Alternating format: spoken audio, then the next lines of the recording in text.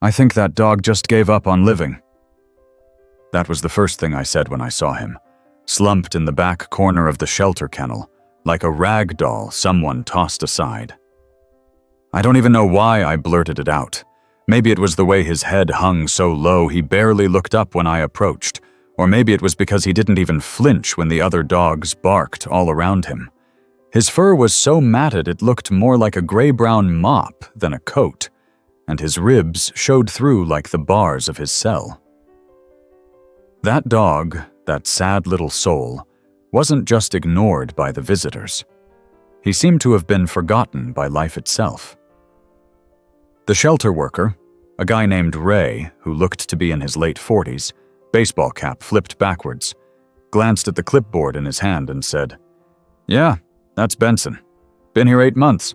He doesn't really get up much anymore. Eats only when he has to. No interest in toys.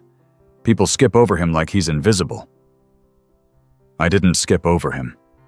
I stood there staring, feeling something build in my chest I couldn't quite name. It wasn't pity. It was something sharper, like I was looking at a reflection of a feeling I used to carry around, but never knew how to explain. "Can I go in?" I asked. Ray seemed surprised. "Sure, but don't expect much. He probably won't even look at you." He was right. When I stepped into the kennel, Benson didn't move. He didn't even raise his eyes. I lowered myself down beside him, legs crossed, back to the cinder block wall, and just breathed in silence. I didn't try to pet him. I didn't say anything. I just sat there. After maybe 10 minutes, I heard the faintest sound.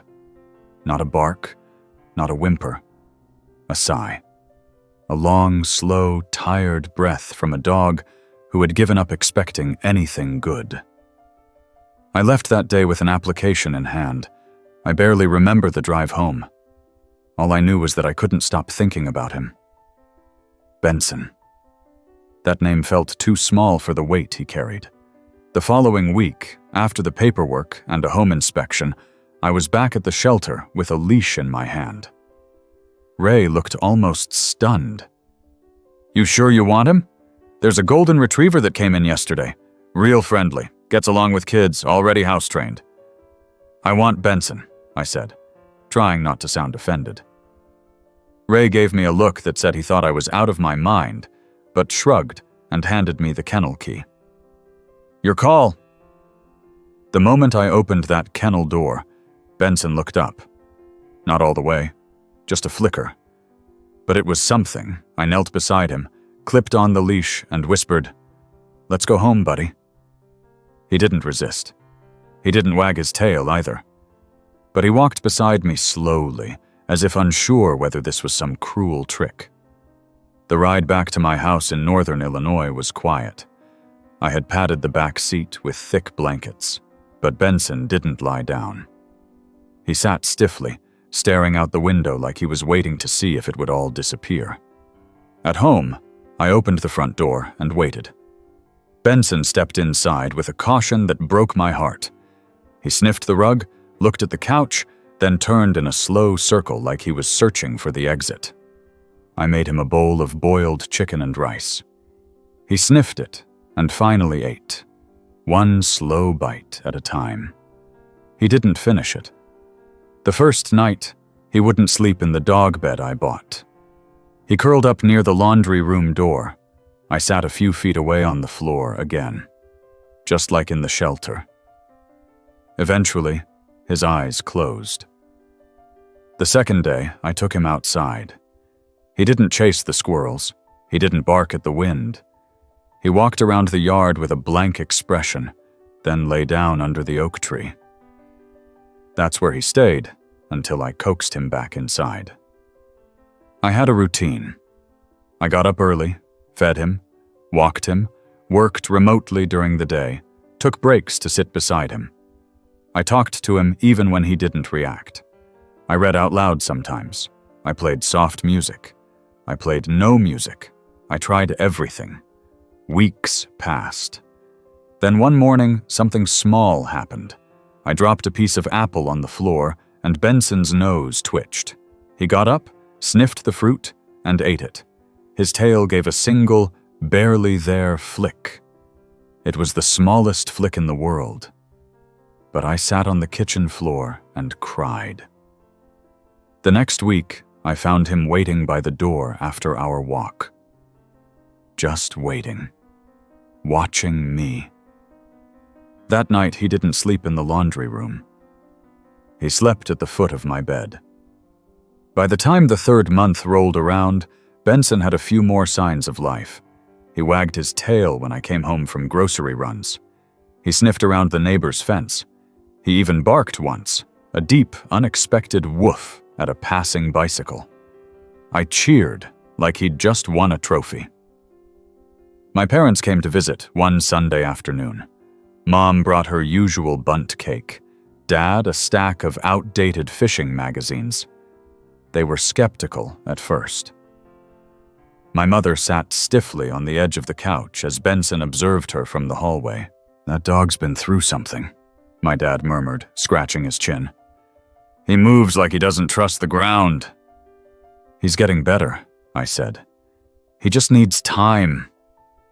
By the time they left, Benson had walked up close enough to sniff Mom's knee. She smiled and reached out, not to pet, but just to let him know she saw him. That was enough. Each day, a little more light came back to Benson's eyes. It was slow, like watching frost melt in spring. But it was happening. The real surprise came in the form of a child. My cousin Hannah had to leave town for a week, and I offered to watch her son, Jake. 6 years old, freckles, energy like a ping-pong ball. "Is your dog broken?" Jake asked bluntly when he saw Benson lying on the rug. "He's just healing," I replied. Jake plopped down next to him. "I had a splinter once. It hurt for a long time." Benson didn't move, but his eyes followed Jake. By the 2nd day, Jake was sharing his snacks with him. Cheddar crackers, apple slices, a piece of string cheese. Benson began to follow him from room to room, slow and curious. Then something remarkable happened. Jake tripped in the backyard. It wasn't a bad fall, just a scraped elbow. But Benson, who had been lying by the porch, jumped up and ran over. He stood over Jake protectively, nose nudging his side until I arrived. Jake sat up and smiled. "Your dog is fixed." No, I thought. He isn't fixed. He's just starting to remember what love feels like. That night, Benson fell asleep beside Jake's bed, tail resting lightly over the boy's leg. It was the first time he looked completely at peace. I didn't sleep much that night. I kept going to the doorway and staring at them, my heart full to the brim. Benson had been the saddest dog in the shelter. But now, in my home, with a boy who thought crackers were currency and a woman who wouldn't give up on him, he was becoming something else. He was becoming whole. And we were just getting started. Jake's last night at the house came with a thunderstorm. It started around 9, a low rumble that built into a sky-shaking roar. The lights flickered twice before holding steady, but the thunder rolled in heavy waves. I was in the kitchen making tea when the first loud crack hit. I rushed to check on Jake, only to find him huddled under his blanket fort in the living room, flashlight in hand, a comic book open in front of him. "You okay, buddy?" He nodded. "I'm not scared. Benson's here." I looked down to find Benson lying beside him, close enough that Jake could tuck his bare feet against the dog's side. His thick coat probably made a good shield from the cold. But what struck me most was the calm in Benson's face. No flinching, no shaking, just a steady presence beside the boy. I decided to let them be. I set the tea down and joined them with a stack of old photo albums. Jake liked hearing stories about when I was his age, and Benson somehow seemed to listen too. He'd lift his head every now and then, eyes drifting over the pictures, as if trying to understand this little world he'd become a part of. The next morning, Hannah arrived to pick up Jake. She hugged me tight and marveled at Benson. "That can't be the same dog you posted about," she said, crouching to get a better look at him. "He looks different. He's starting to trust again." Jake gave Benson a full-on hug. "I'll visit, okay? I promise." Benson stood still through it, but the minute Jake was gone, he walked over to the rug where they'd built their fort and lay down. He stayed there a long time. I wondered if dogs could feel longing. The days grew quieter again, but something in Benson had changed permanently. He followed me more closely now. When I went to take out the trash or step into the backyard, he was always right behind me. He still didn't bark much, but his eyes watched everything. I took him to the vet for a full checkup. Dr. Peterson was kind, middle-aged, with a warm smile and a soft voice. "He's in decent shape considering how long he was in the shelter," she said, gently pressing on his abdomen. "A little underweight, but not dangerously. No heartworm, which is great. We'll update his vaccines, and I'd recommend a good dental cleaning." Benson didn't resist the exam. He didn't enjoy it either, but he let it happen. He was learning to tolerate care. Dr. Peterson looked thoughtful. "You know, some dogs just need a person to remind them they matter. He strikes me as one of those."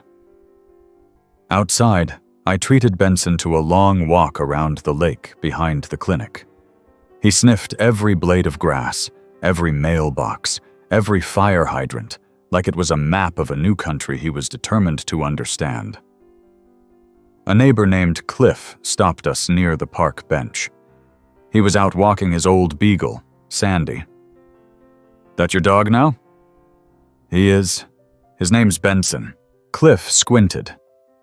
"Didn't recognize him at first. My wife volunteers at the shelter. She said there was a dog no one ever picked, quiet one.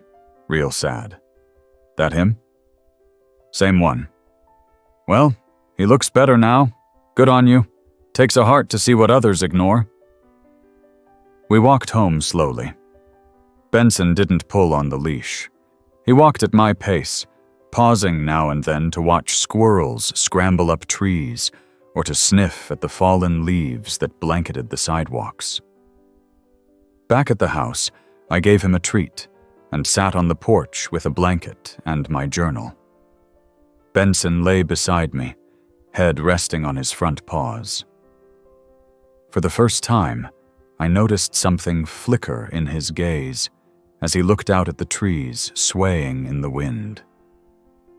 Not fear, not suspicion. Something else. Maybe wonder.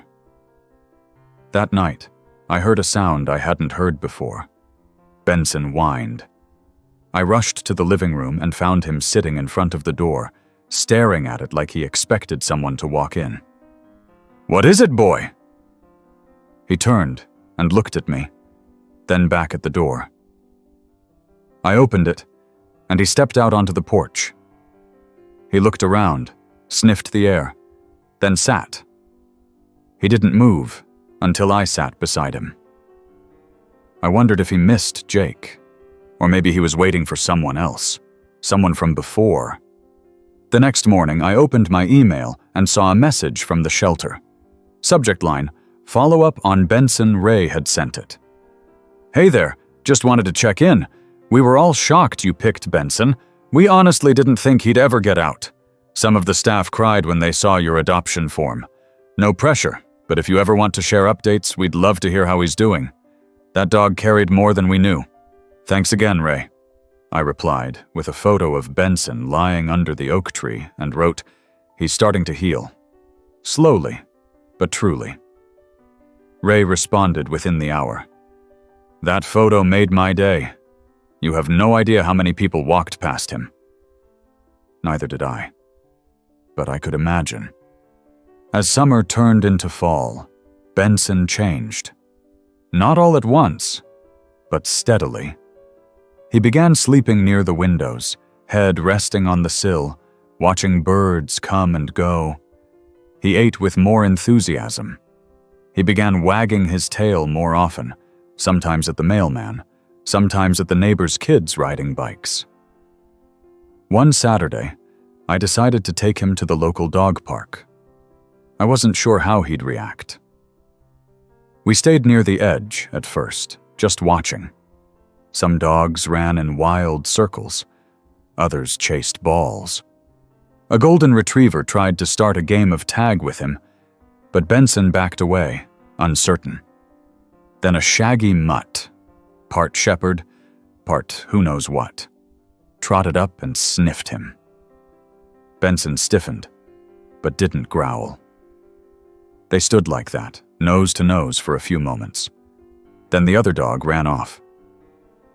Benson watched for a while, then looked back at me.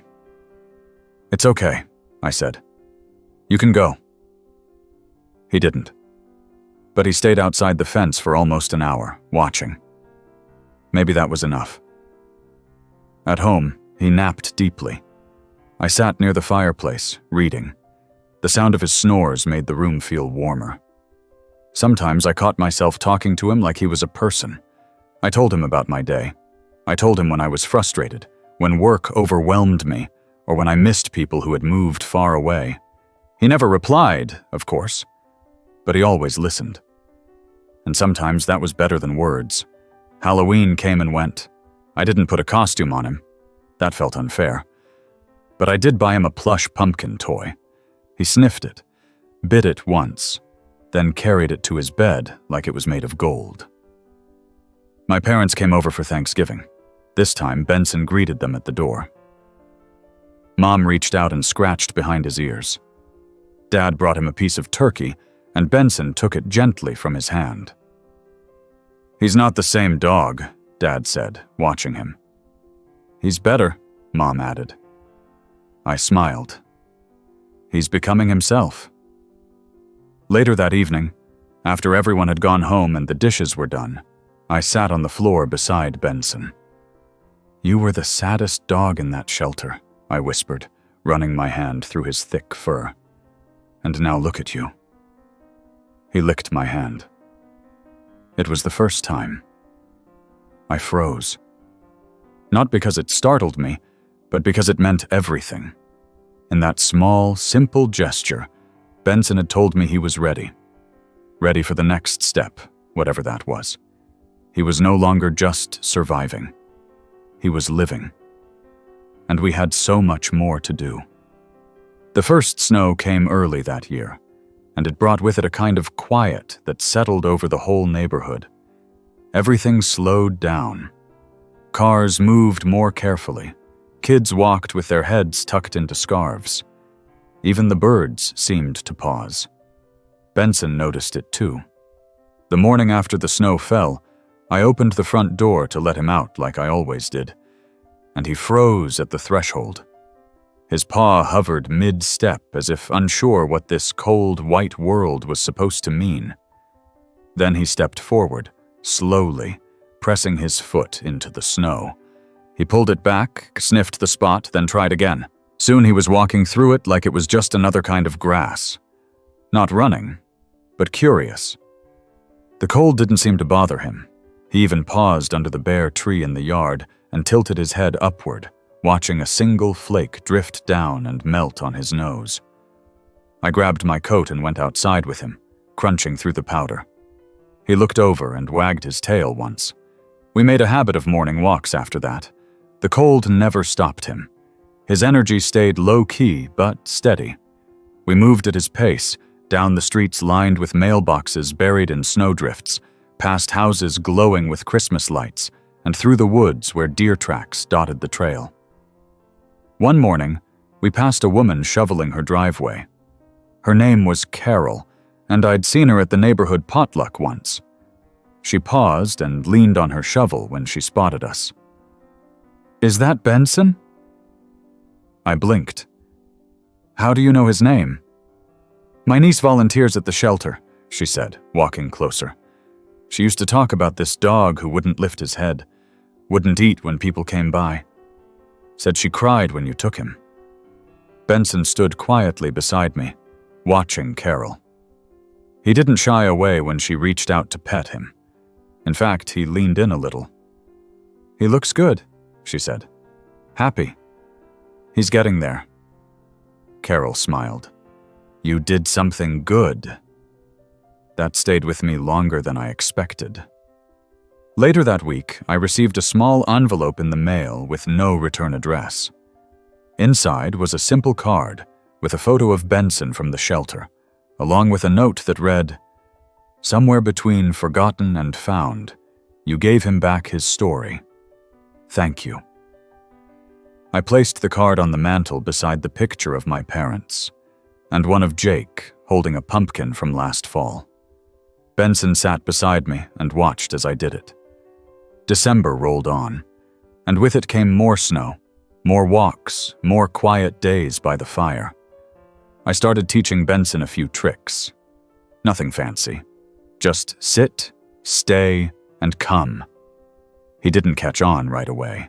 In fact, during the first week of attempts, he just stared at me like I was speaking a different language.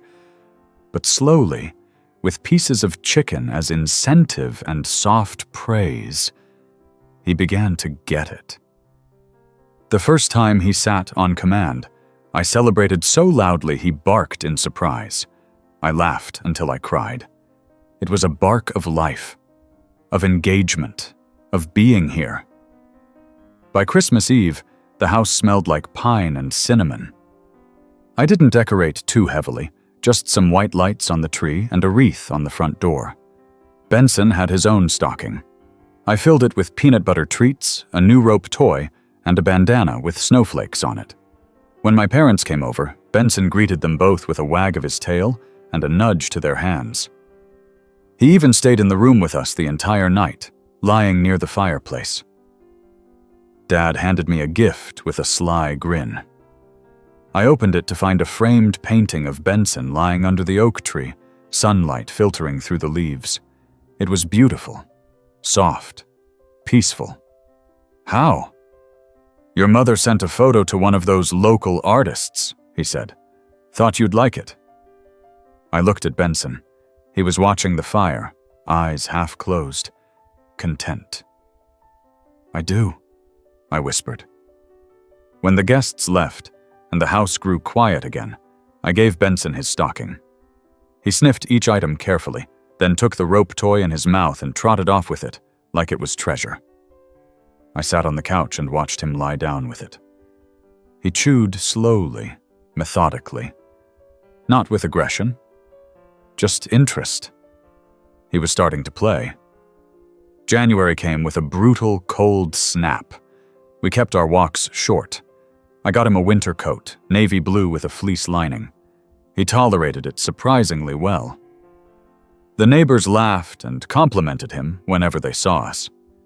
"Stylish pup," one woman said as she walked her husky.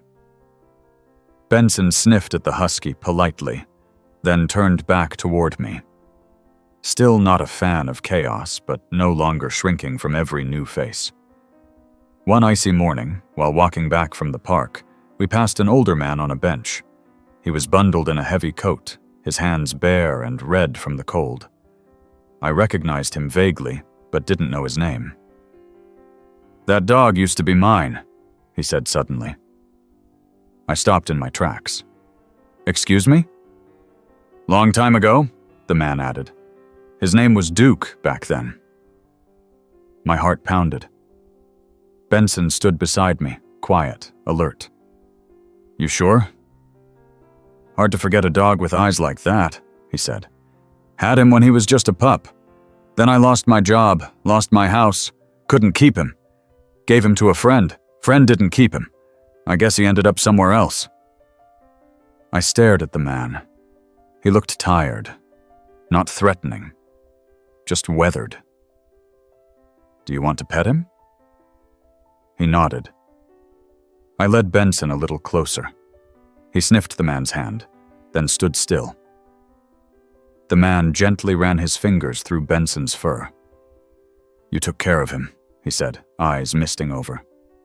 "He looks good, real good." I didn't ask questions, just nodded. After a few minutes, we said goodbye. As I walked away, I glanced back once. The man was still sitting there, staring at his hand. Back home, I wrote in my journal about it, unsure what to make of the encounter.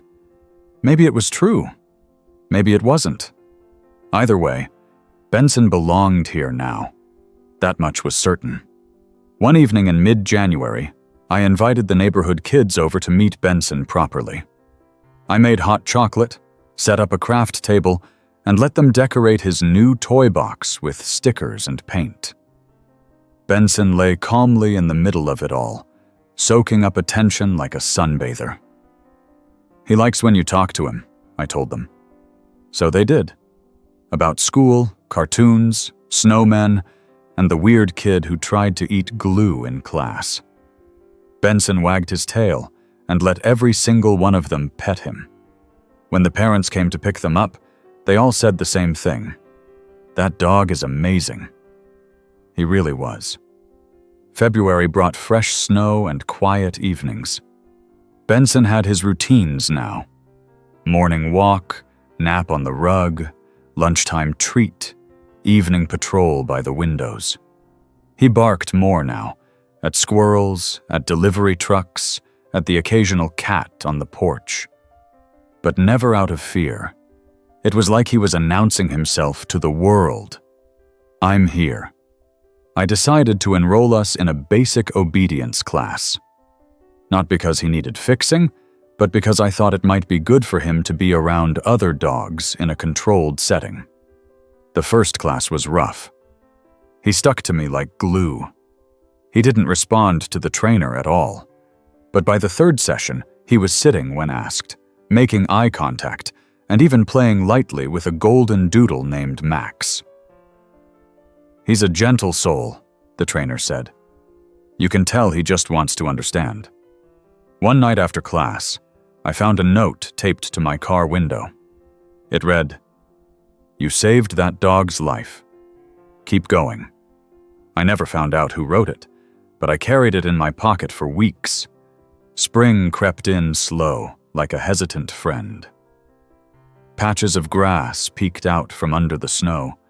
Birds returned, and Benson began spending longer hours lying by the sliding door, watching the world wake up. I took a photo of him one morning, the sun streaming through the glass, lighting up his fur. I posted it online with the caption, "The saddest dog in the shelter. Now the quietest joy in my home." The post went viral. Comments poured in. People shared stories of their own rescued dogs. Some even said they went to shelters that weekend, inspired to adopt. Ray emailed me again. "You have no idea what you started. Adoptions spiked. People are asking about Benson.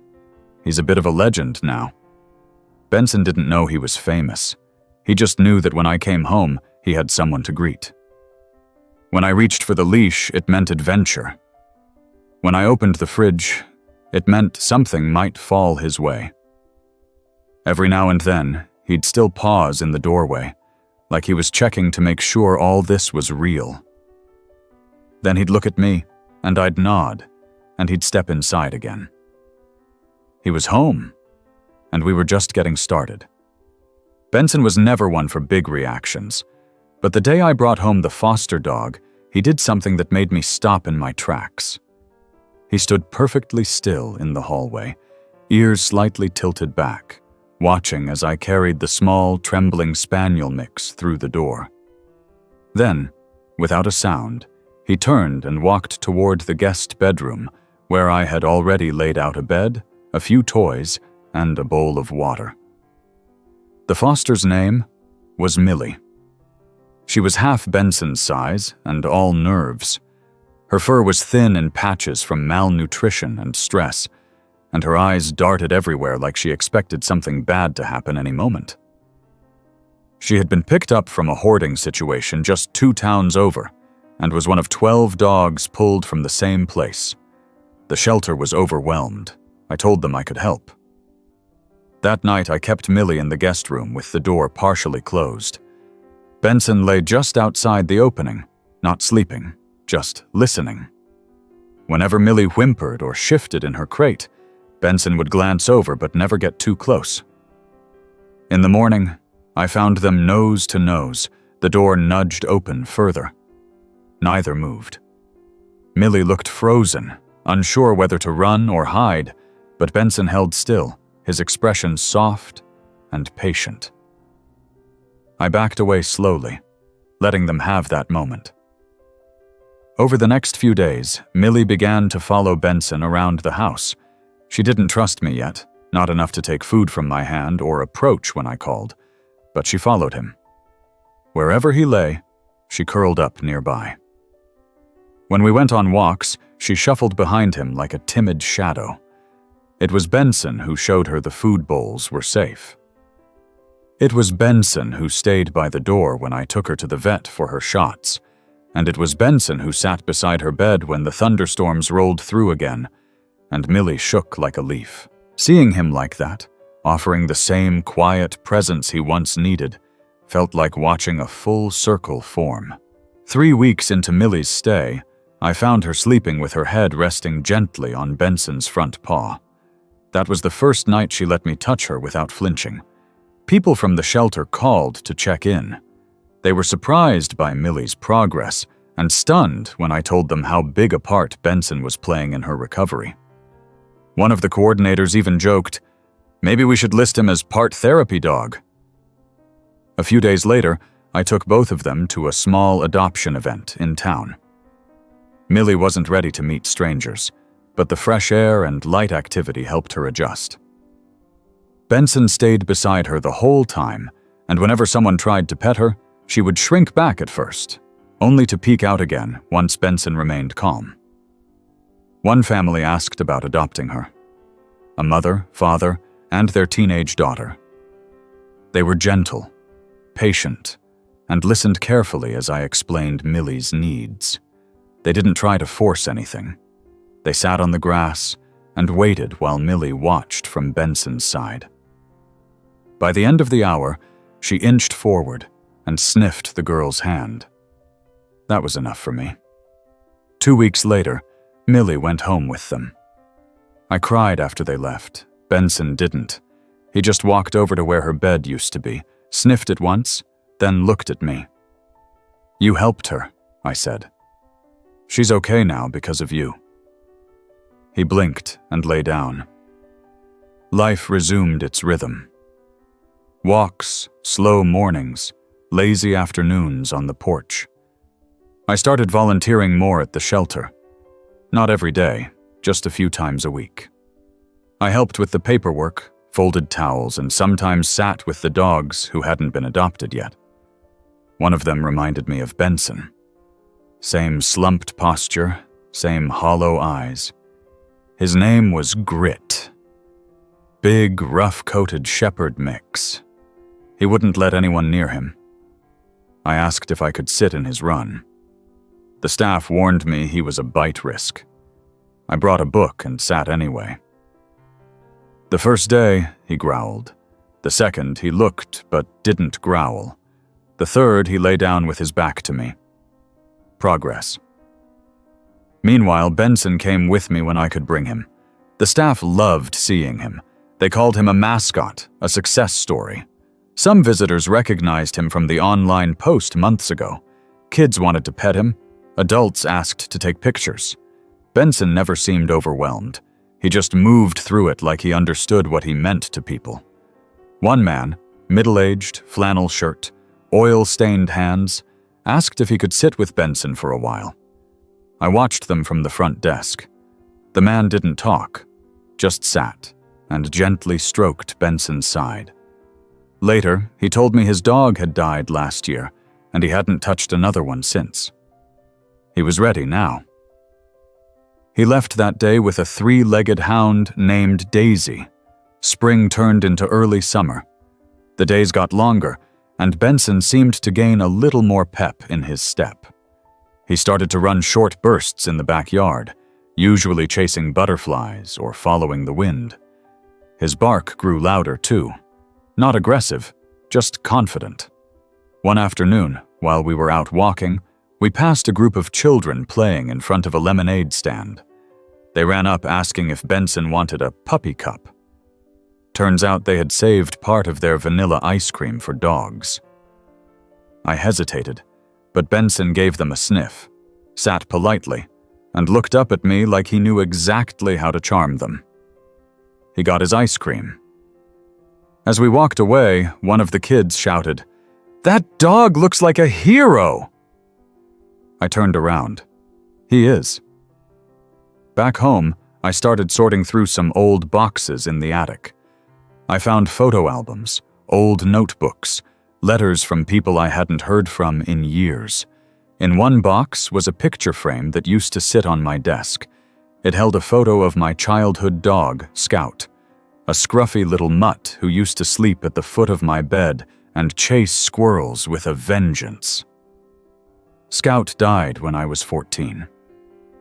I never thought I'd have another dog who filled that space. Benson didn't fill it. He built a new space entirely. Later that night, I sat on the porch, frame in hand. Benson came to sit beside me, his fur brushing against my leg. "You would have liked him," I said. He rested his chin on my knee. That weekend, I hosted a small get-together for friends and neighbors. Nothing big, just burgers on the grill, iced tea, music from the old radio. People brought their dogs. There were at least 6 of them in the yard, chasing balls, splashing in the kiddie pool. Benson mingled quietly. He didn't play rough. He didn't bark much. But he greeted every dog. He let the kids hug him. He lay under the picnic table like he belonged. Carol came by and brought homemade biscuits for the dogs. "Still the same Benson?" she asked, handing me a plate. "Same heart," I said. "But he's got a new life," she smiled. We all need one of those sometimes. When the sun went down and the guests trickled out, Benson and I sat in the quiet yard. Fireflies blinked across the lawn. The leftover scent of barbecue lingered in the air. He leaned his body into mine, just a little. Enough to say, "I'm here." I leaned back. He was more than here. He was thriving. And tomorrow, we'd start again. Benson started sleeping with his head on the window ledge, nose twitching in his dreams, like even in sleep he wanted to keep watch over the world. I'd wake up some mornings and find him in that same position, the light from the sunrise catching the tips of his fur, giving him the look of something both wild and wise. He wasn't guarding. He wasn't afraid. He just liked knowing where he was. That summer, the shelter asked me to help with a new outreach program they were launching. The goal was to take some of the harder-to-place dogs into public settings, parks, libraries, low-stress events, so people could see them outside the cage. They called it Second Glance. "Benson would be perfect," Ray said during our phone call. "We need dogs who aren't going to panic, dogs who can just be." I agreed, as long as we started slow. Our first event was a Saturday market. Booths lined the street with local produce, handmade jewelry, and fresh lemonade. I set up a small table with flyers, Benson's photo, and a donation jar. We brought a pup named Cricket, a nervous terrier mix with a bark far bigger than her body. Cricket barked at strollers, carts, and the wind. Benson didn't react. He lay near my feet, blinking slowly at every passerby. At one point, a boy about 10 years old asked if he could pet Benson.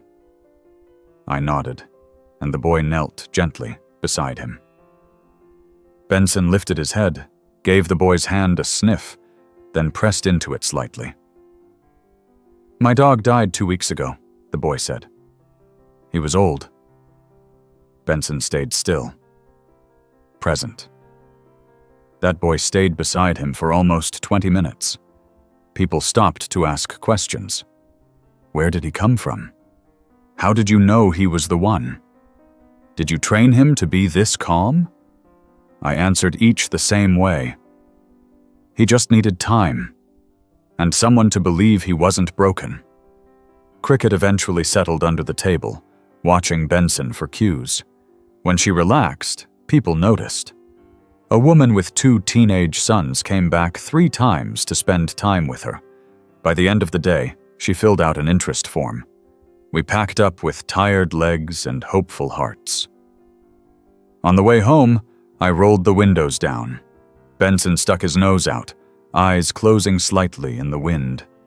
He looked like joy. That night, I gave him a frozen peanut butter treat and sat on the back steps beside him.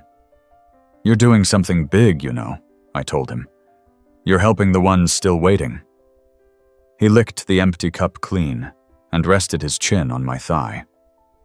The next few weeks became a blur of events, home visits, and quiet evenings. Benson handled it all with his usual quiet dignity. At a library story hour, he let children read to him, curling up on the rug beside them like he'd been doing it his whole life. At a park fundraiser, he sat calmly as kids tried to teach him new tricks. He only learned 2: high five and spin, but that was enough to make a few jaws drop. One afternoon, I found a note taped to my car windshield again. This one said, "My son smiled for the first time in months today. It was because of your dog." I kept that one too.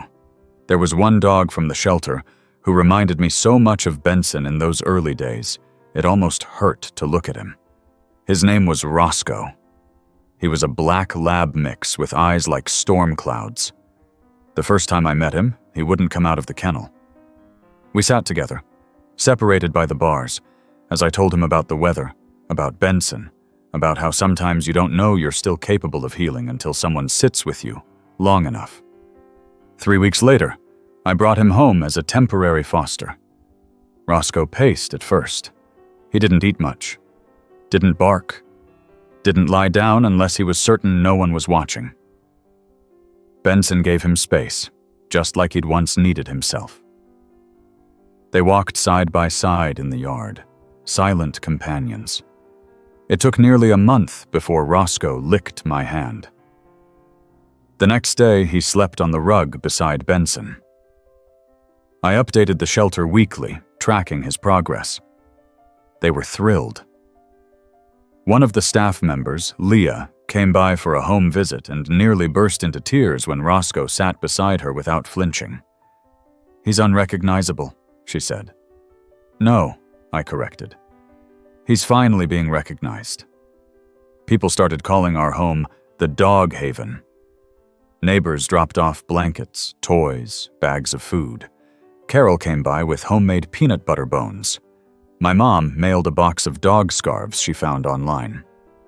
"You're running a full operation," Dad joked when he visited. I laughed. "I'm just making space." One weekend, I hosted an open yard day, like an adoption meet and greet, but casual. Several fosters came by with their humans, and a few shelter dogs joined too.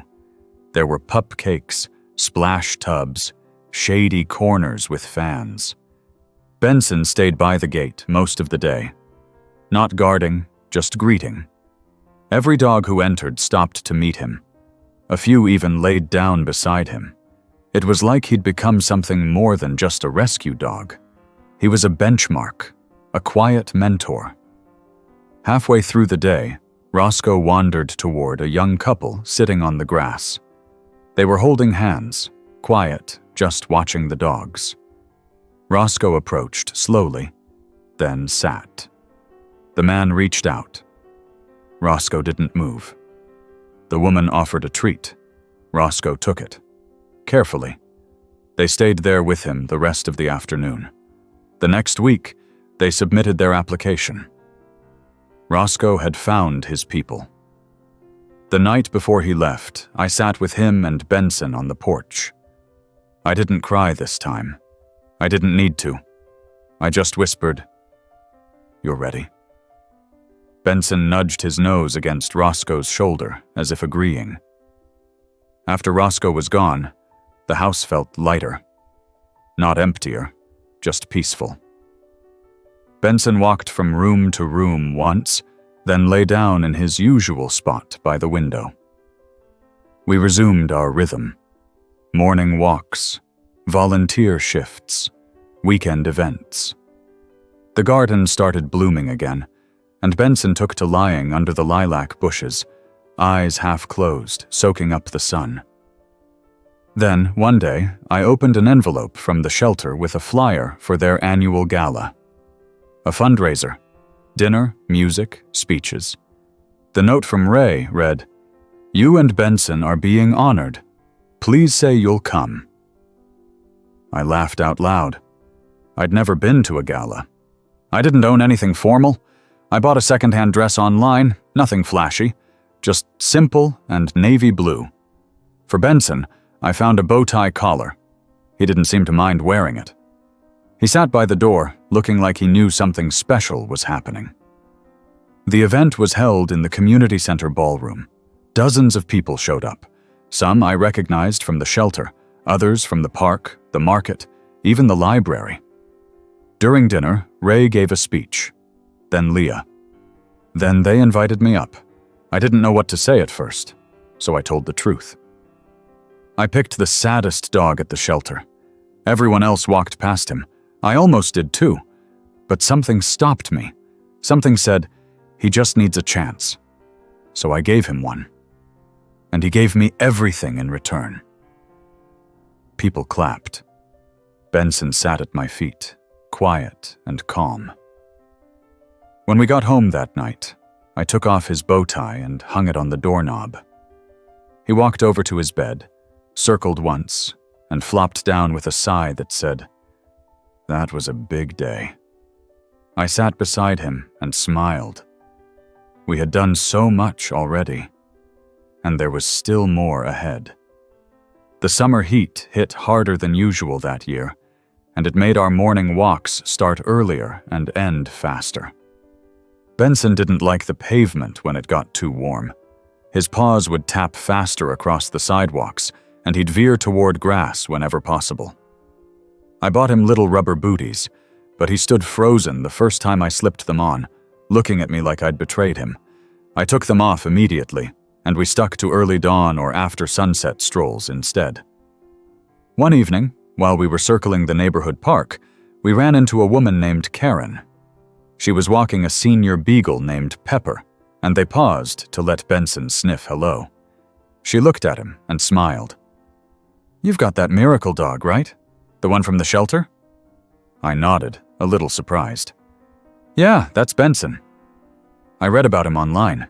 They said he was the saddest one there, like a ghost dog. Now look at him." Benson sat down beside me, as if he understood exactly what she was saying. Karen smiled at him, her eyes kind. "My Pepper used to be the same way. Took months before she even wagged her tail. People don't understand how deep dogs feel things." We talked a while longer, then parted ways with a quiet understanding. At home that night, Benson sat by the sliding door, watching fireflies flicker in the backyard. I found myself thinking about how many people had been changed by just being near him. Not just the dogs, not just me, but others too. Strangers who saw something in his calm presence. People who learned to be softer just by standing near him. The next day, I got a call from the local high school.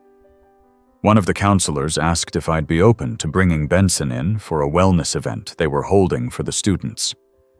Exams were coming up, and some of the kids were under a lot of pressure.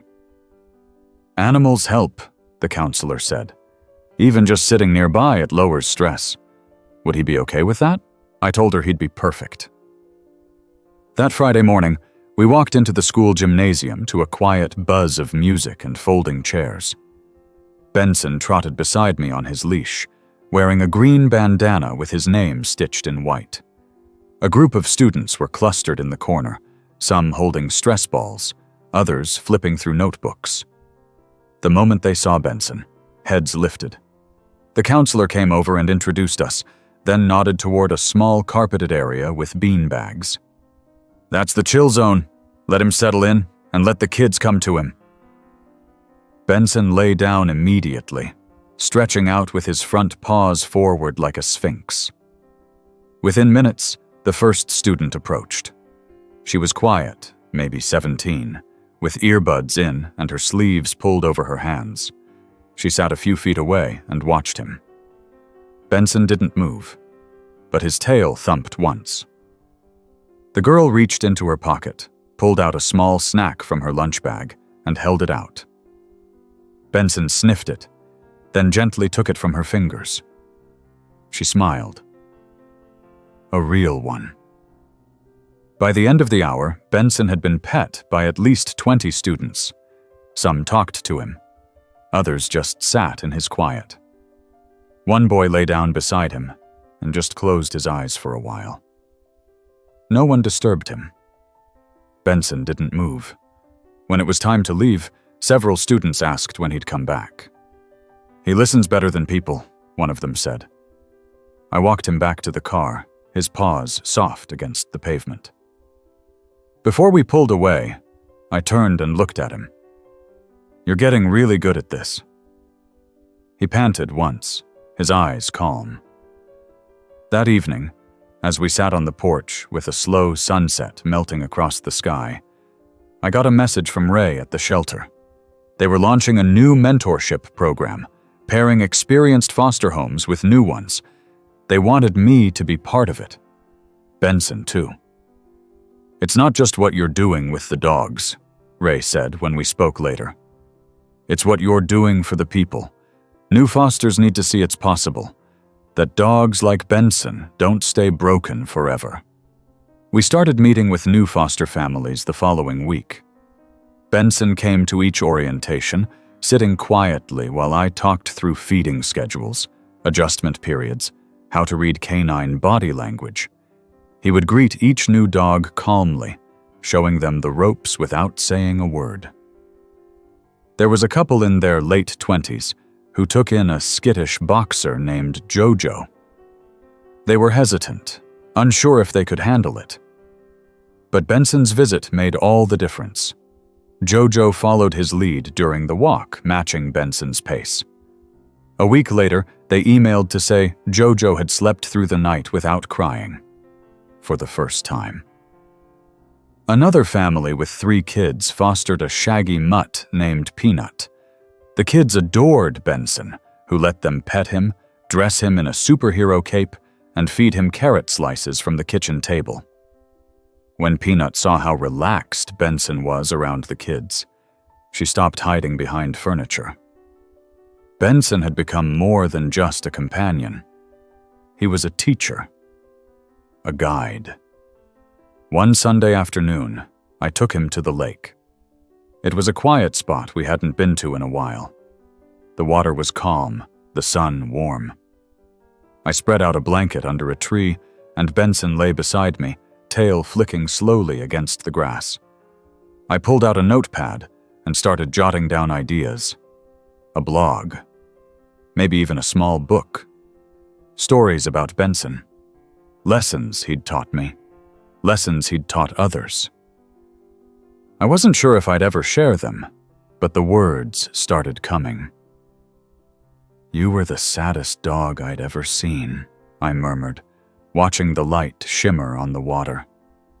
"And now you're giving people hope." Benson lifted his head, then rested it back down on his paws. In the distance, a little girl tossed a stick into the lake for her golden retriever, who splashed after it with joyful abandon. The girl waved when she saw us. Benson watched her for a while, then looked back at me. Maybe, someday, we'd foster a puppy. Or maybe we'd just keep doing what we were doing, quietly, steadily, one life at a time. That evening, I got a call from the woman who adopted Millie. "I just wanted you to know," she said. "Millie slept in my daughter's bed for the first time last night, curled up like she belonged there." I smiled. She does. Before bed, I sat by the window while Benson lay at my feet. The moonlight spread across the rug, and everything felt still. "You keep proving people wrong," I whispered, "and I hope you always do." Benson lifted his head, just enough to let me know he was listening. Then he closed his eyes and drifted off, breathing slow and steady, as if the world finally made sense. By the time July rolled around, Benson had settled into his role as if he'd been born for it. His movements had taken on a quiet confidence, and people no longer saw him as fragile. They saw him as reliable, solid. The kind of dog you could trust in any setting, with anyone. I'd gotten used to people recognizing him when we went to the local coffee shop or walked through the farmer's market. He never minded the attention. He never sought it either. That was what people seemed to like about him most. The shelter had launched a summer reading partnership with the library. Every Saturday morning, children could come read out loud to dogs. It was meant to encourage shy readers to gain confidence in their voices. Benson became a favorite.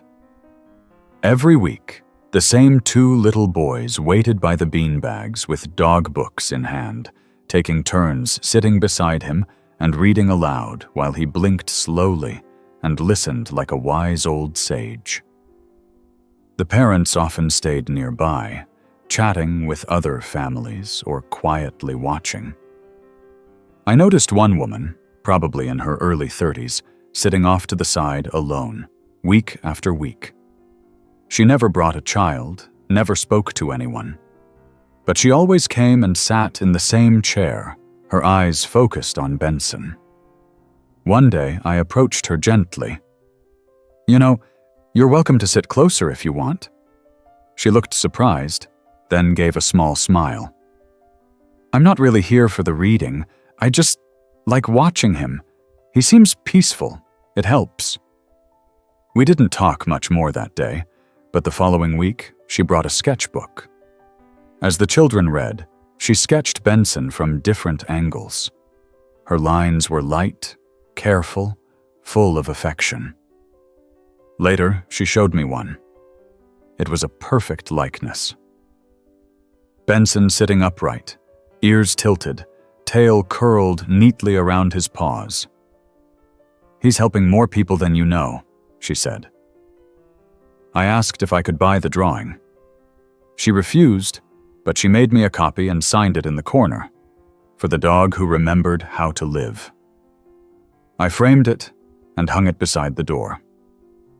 That month, I received an invitation to speak at a regional rescue symposium. They were hosting panels on trauma recovery and shelter dogs, and wanted someone to share a personal experience. At first, I was hesitant. I didn't consider myself a public speaker, and I wasn't sure how to translate everything Benson had given me into something other people could carry home. But then I thought of all the dogs like him still waiting, and the people who might walk past them. So I agreed. The symposium was in a nearby city, a 3-hour drive. I brought Benson with me, of course. He lay quietly in the passenger seat for most of the trip, occasionally lifting his head to look out the window. I spoke aloud as I drove, practicing what I wanted to say. At the venue, we were given a hotel room. Benson sniffed every corner like he was conducting a safety check, then curled up at the foot of the bed without protest. The next morning, I dressed in slacks and a light blazer and clipped a green bow tie to Benson's collar. The room was filled with people, rescue workers, shelter staff, vet techs, trainers, foster volunteers. All of them had their own stories, their own dogs, their own reasons for being there. When it was my turn to speak, I stood at the front of the room with Benson lying beside me and began simply. I didn't know what I was doing when I picked him. I just knew I couldn't walk away. I talked about the silence in the shelter, about the way Benson had sat like he'd already left the world. I talked about our early days, the small signs of life returning, the way he had become a presence that steadied the room. Benson didn't need fixing, I said. He needed someone to sit beside him long enough for him to believe the world wasn't going to hurt him again. After the talk, people came up one by one to thank me. Some cried. One woman told me she'd been on the edge of burnout, but that something in the story reminded her why she started. A man from another state asked if Benson had ever been trained as a therapy dog. "No," I said. "He just learned how to stay." On the drive home, I watched the trees blur past and thought about how far we'd come. Benson rested his head on the armrest between us. I reached over and scratched behind his ear. When we got home, the neighborhood kids were drawing with sidewalk chalk on the driveway. They ran over, cheering. "Benson's back!"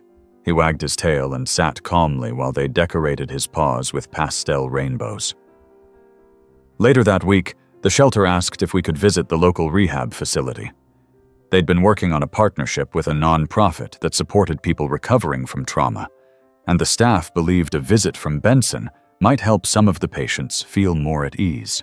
The first visit was short. Benson walked calmly through the halls, stopping whenever someone showed interest. One young man, maybe in his 20s, sat on a bench by the courtyard and stared down at his hands. He didn't speak. But when Benson walked over and rested his head on the man's knee, something shifted. The man didn't look up, but he let his fingers slide into Benson's fur. After that, we visited twice a month. Benson became a regular presence, a quiet bridge between people and whatever it was they were carrying. He didn't ask for anything. He didn't expect a performance. He just existed alongside them, and somehow, that was enough. The staff told me stories. One woman who hadn't spoken in days began to whisper when Benson entered the room. A man who rarely made eye contact started asking to be the one to feed him treats. Benson walked the hallways like they were sacred. Always slow, always calm. One day, after a session, one of the counselors approached me. "Have you considered writing about all of this? I think people need to hear it. Not just for the dogs, for themselves." I admitted I had been keeping notes. She encouraged me to keep going. So I did. In the evenings, after dinner, I'd sit on the porch with a notebook and write down everything. The first walk. The first wag. The first time Benson chased a butterfly. The first child who read to him. The first dog he helped foster. The people. The letters. The way silence could be more healing than words. Sometimes I caught Benson watching me while I wrote. I'd pause and scratch his chin, and he'd lean into it like he understood. Mid-July, I got an email from a teacher at the high school. She wanted to create a program for students struggling with anxiety and depression, a weekly quiet hour with therapy animals. She asked if Benson could be part of the pilot run. Of course, I said yes. He went once a week, lying on a large cushion in the back of the school library. Students signed up for time slots. Some sat near him and talked. Others read. Some just leaned against him and let the silence do what it does best. One afternoon, a senior named Drew sat with him for nearly an hour. Afterward, he came up to me and said, "I haven't felt safe all week. But when I sit with him, my brain just slows down, like I can breathe again." I told him I understood. Summer carried on. The garden bloomed wildly. The tomatoes took over half the fence, and the lavender along the walkway brought bees in droves. Benson took to napping in the shade by the rose bushes, his fur blending with the pale gravel around them. I added more pages to my notebook. I started typing up some of the stories. I didn't know what I would do with them yet, but it felt right to keep recording them. People kept asking how they could help. I told them to volunteer, to foster, to give the dogs who didn't shine right away a second glance. I made a flyer called "What Benson Taught Me," and the shelter asked to use it at their orientation sessions. The list was simple. 1. Sit with the quiet ones. 2. Let healing take its own time. 3. Don't try to fix. Just be there. 4. Joy will come, slowly, quietly, and in its own way. One afternoon, I caught Benson lying in the hallway, pressed against the wall with his paws folded under him. He looked peaceful. I sat down beside him and ran a hand along his back. "You changed the way I look at everything," I whispered. "You know that?" He turned his head, his gaze calm and steady. The mail arrived an hour later. In it was a letter from a family in another state who had read about Benson in a regional rescue newsletter. They were fostering their first dog, a large shepherd mix named Daisy. The letter ended with this: "We almost gave up the first week. Then we read about Benson. We decided to try again. Last night, Daisy licked my daughter's face for the first time. Thank you." I folded the letter carefully and placed it in the tin where I kept all the others. Benson walked over and sat beside me. We had more to do tomorrow. The last Saturday of August started like any other. The sky was a soft gray, and the morning breeze brought a promise of fall. Benson sat by the door as he always did, waiting patiently for his leash. We had our routine: a walk around the block, a stop by the corner bench where he could watch birds, and a loop back home just as the sun began to warm the streets. But that day, something was different. He moved a little slower than usual. Not alarmingly so, just with a kind of carefulness I hadn't seen before. I kept an eye on him, adjusting our pace. He didn't seem in pain, just tired. When we got home, he went straight to his rug and lay down without his usual post-walk stretch. I knelt beside him. "You okay, bud?" He looked up at me with those calm eyes, the same ones that had comforted so many others, and placed his head back down. By the afternoon, he was up again, walking to his bowl, tail wagging lightly when I offered a piece of apple. Still, the feeling lingered. A knowing. A shift. I called Dr. Peterson that evening, not out of panic, but to schedule a checkup. "Bring him in Monday," she said. "Let's just see how he's doing." That night, Benson lay beside me on the couch while I read from the notebook. I'd started drafting the chapters, shaping them around the stories I'd collected. His stories, really. Each one was a moment he'd given someone peace, a reminder that healing wasn't about perfection, but presence. I read them aloud, not because he understood the words, but because I needed to say them. He blinked slowly, his head resting on the pillow like he was absorbing every syllable. The next morning, he was slow to rise. I carried him down the porch steps instead of waiting for him to manage them himself. He didn't resist. He simply leaned into me, the weight of his body still strong but relaxed. We sat outside for a while, listening to the wind through the trees. On Monday, Dr. Peterson ran the tests. X-rays, blood work, careful observations. She was gentle with her words, but I knew what she was saying. "He's older than we thought when you adopted him. Maybe older than the shelter realized. It's not an emergency, but his heart's working harder now. His joints are slower to respond. We can manage it. Comfort is key." I nodded. "He's earned comfort." She gave me a new diet plan, some medication for inflammation, and a look I understood all too well, a look that said to cherish the days.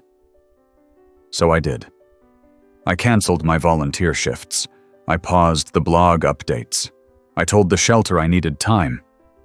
And then I gave Benson exactly what he'd given me for so long. Time, presence, stillness. We sat on the porch for hours some days, just listening. I read aloud, played soft music. Sometimes I said nothing at all. He rested his head on my foot, or leaned against my leg, grounding both of us.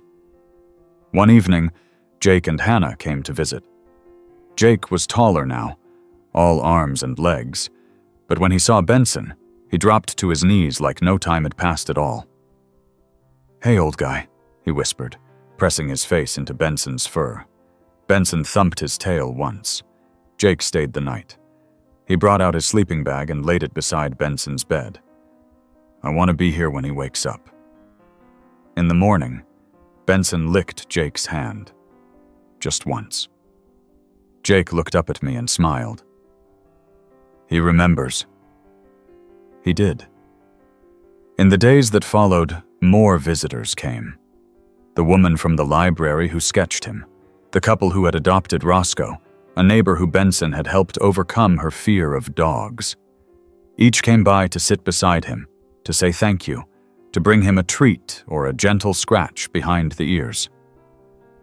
One afternoon, I printed all the letters we'd received over the past year. They filled a binder. Some were just a few lines, others were pages long. All of them said the same thing in different ways. He mattered. He helped. He healed. I read them to him slowly. His eyes would close, but his ears twitched at the sound of my voice. That week, I wrote the final story for the manuscript. I titled it, "The Dog Who Waited." It was about the day I met him. The way he hadn't flinched, the way he hadn't moved, the way I hadn't understood then, but now did. He wasn't waiting for rescue. He was waiting for someone to believe in him enough to sit down and stay. And I had. One night, just before the first chill of September set in, Benson and I sat under the oak tree in the backyard, the same one he'd laid beneath that first week home. He stretched out beside me, his body pressing against the grass, his breath slow. I placed my hand on his back. "You've done more in your time than most do in a lifetime. You know that?"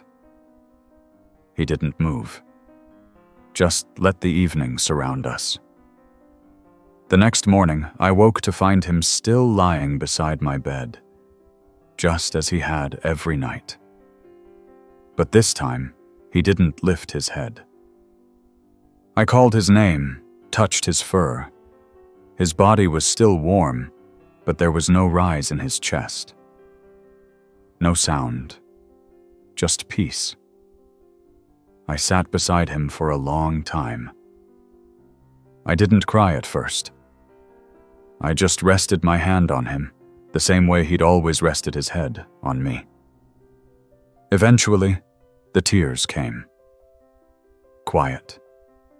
Slow. Like the end of a gentle rain. That afternoon, I buried him beneath the oak tree.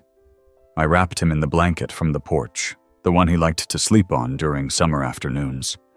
I placed his rope toy beside him, and the apple slice he always loved. Neighbors came to help. Jake brought a picture he'd drawn years ago of Benson with a cape. Carol brought flowers. Someone placed the framed sketch by the tree, nestled into the roots. We didn't speak much. We didn't need to. In the weeks that followed, I kept walking the same route each morning. People would smile, some would ask where he was. I'd tell them gently. They always nodded, always paused, as if remembering their own stories with him. The shelter held a memorial. They added a bench to the front garden with his name engraved into the wood. Beside it, a small sign read, "In honor of Benson, who taught us to wait, to hope, and to love again." Letters continued to arrive. Stories, photographs, people saying they adopted because of him, fostered because of him, learned how to stay beside someone through silence because of him. I finished the book, titled it the same as the flyer, "What Benson Taught Me." The last line read, "He was the saddest dog in the shelter, and he became the happiest part of so many lives. Sometimes I still feel him, lying beside the window, watching birds, or beside the garden, under the lavender, or in the quiet of a room where someone just needs to know they aren't alone. And when I close my eyes, I remember the day he finally wagged his tail. That was the beginning. The rest was everything.